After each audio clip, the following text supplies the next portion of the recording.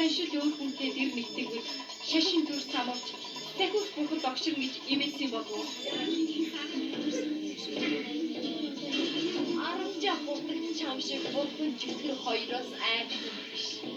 Өнөөс логтаа нэртнээс фото байдаг юм.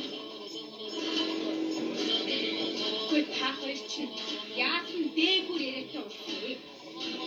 Ихстэйцийн хэргийг эгэл доодос шүүдгүй.